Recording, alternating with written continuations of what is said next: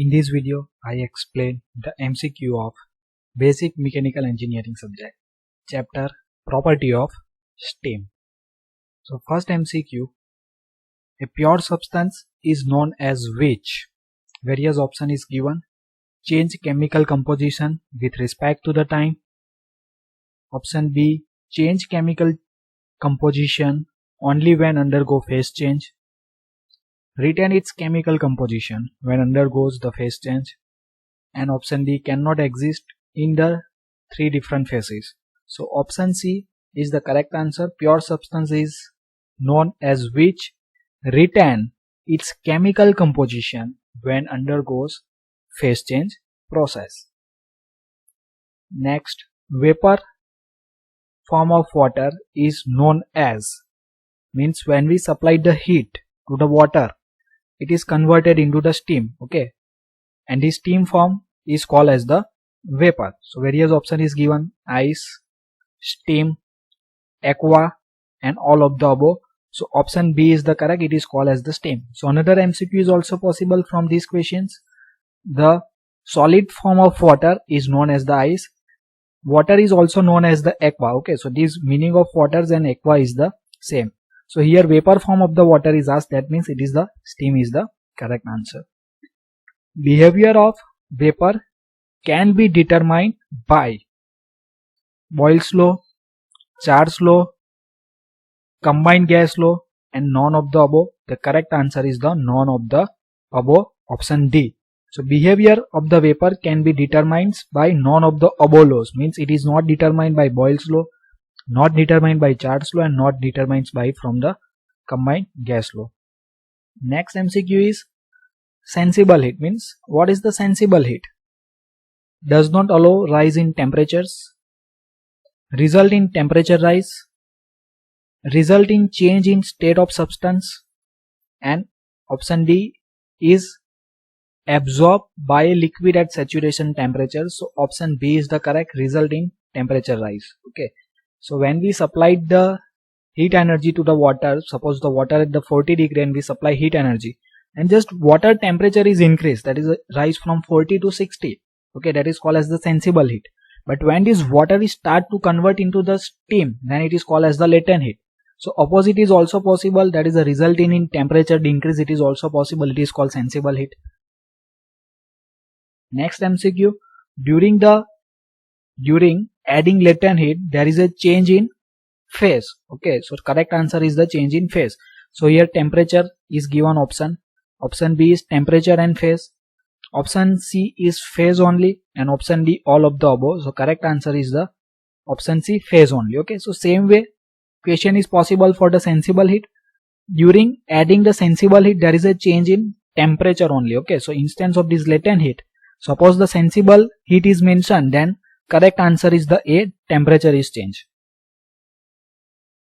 During adiabatic process, heat transfer is 0, work transfer is 0, enthalpy remains constant, and enthalpy change is 0.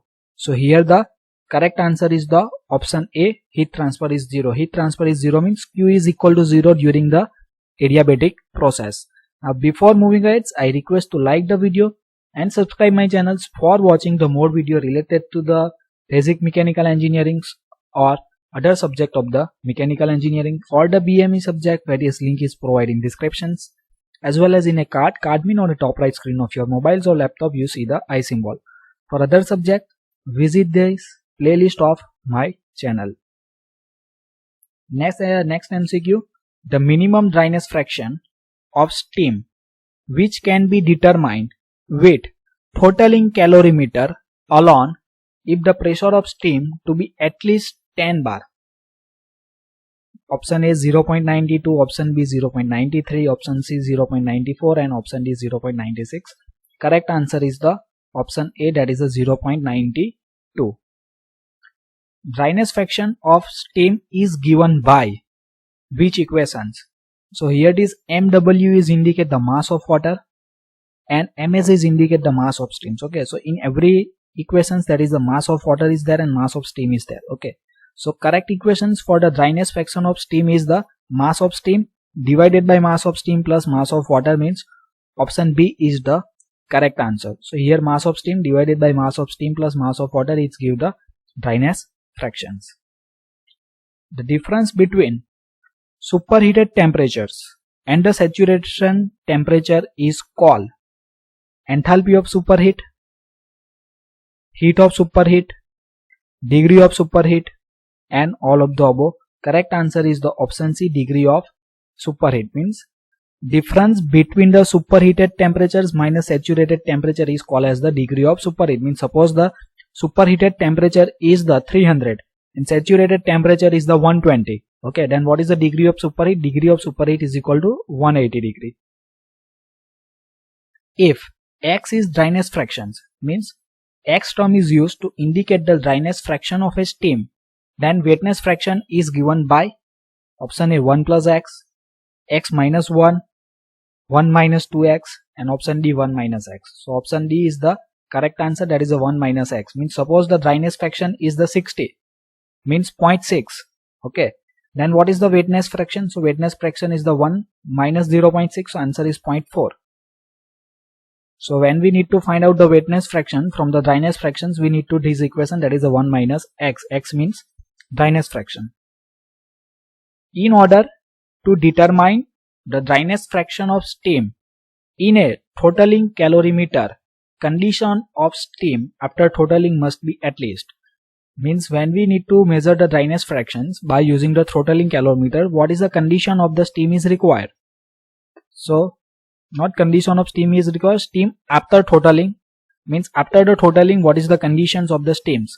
The option A is superheated, dry and saturated, at least 90% dry, and none of the above. So option B is the correct answer, that is a dry and saturated. Saturation temperature of steam is increased with increase in pressures, with increase in pressure, is unaffected by pressure, and none of the above. Means saturation temperature of the steam is increased. Means suppose we need to create the, generally you know that the steam is start to create at the 100 degrees centigrade. So suppose we need to increase this temperature to 120, 150 or a 200, then how it is increased? Okay, so it is increased by increasing in the pressure. So we need to increase the pressure of water from a 1 bar to 2 bar, then its temperature is also increased. With the increase in pressure of the steam having saturation temperature Ts and enthalpy of evaporation HFG, option A Ts is increased, HFG is decreased. Option B Ts decrease, HFG increase. Ts and HFG both increase, and Ts and HFG both decrease. So here answer B is the correct, Ts is decrease and HFG is increase.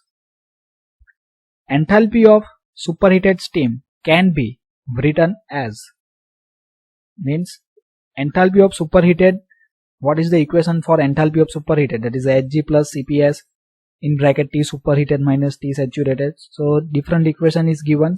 Okay, so correct answer is the option A, that is Hg. Hg means enthalpy of the dry and saturated steam plus Cps in bracket T superheated minus T saturated.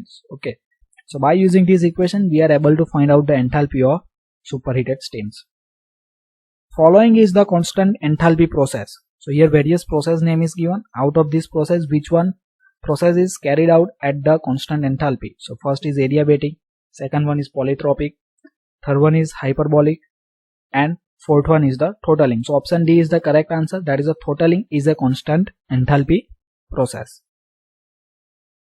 Separating calorimeter give first accurate value of dryness fraction, approximate value of dryness fractions, higher value of dryness fractions than actual value, and none of the above. So answer B is the correct.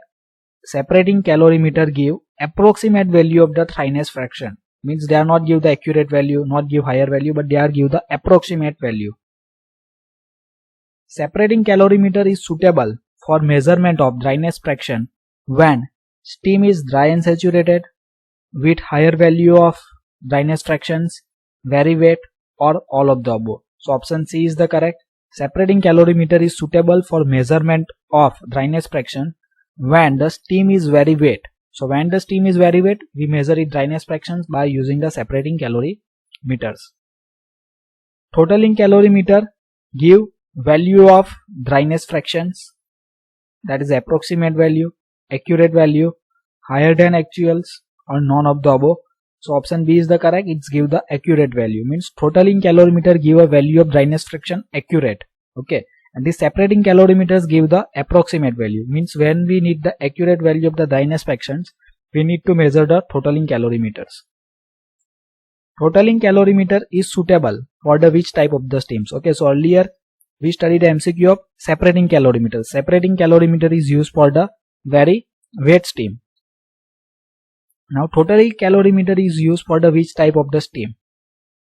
So it is used for the dryness fraction is greater than 90, means the steam have a dryness fraction is greater than 0.9. For that we need to use the totaling calorimeter. For combined separating and totaling calorimeter, dryness fraction as is given by x1 upon x2, x1 minus x2, x2 upon x1 and x1 into x2. So correct answer is the option D, that is x1 into x2. Dryness fractions of wet steam is greater than 1, equal to 1, less than 1 or a 0. So it is less than 1. So okay, when the steam is completely dry and saturated, at that time dryness fraction is 1. So when the wet steam is there, its dryness fraction is between the 0 to 1. So here we need to mention the answer, that is the less than 1. When value of dryness fraction is greater than 1, then the quality of the steam is called wet steam, superheated steams, dry and saturated steams, and none of the above. So it is called as the superheated steams. Okay, so 3 MCQ is possible from the value of dryness fractions. When the dryness fraction is equal to 1, it is called dry and saturated steam. Dryness fraction is greater than 1, then it is called as the superheated steam, and dryness fraction is less than 1, then it is called as the wet steam. So here they ask about the greater than 1. Okay, so when dryness fraction is greater than 1, then it is called as the superheated steams.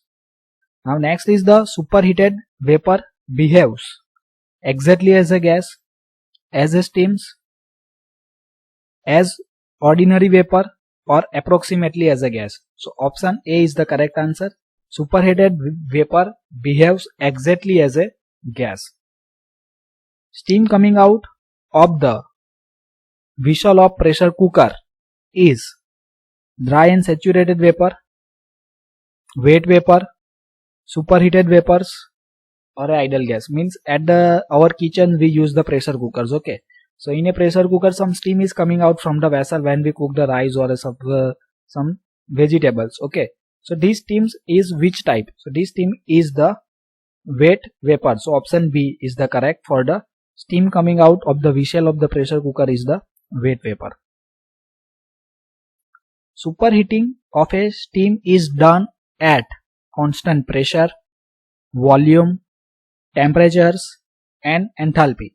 So superheating of the steam is done at the constant pressure. Dryness fractions of fully dry steam is equal to 0, 1, 0.5 or none of the above. Okay, so here ask about the dry steams. Okay, some book it is ask about the wet steams. So dryness fraction from the wet steam is equal to 0. Okay, but from the dry steam the dryness fraction is equal to 1. So that we already discussed, that is a 3 type of dryness fraction is possible. Equal to 1.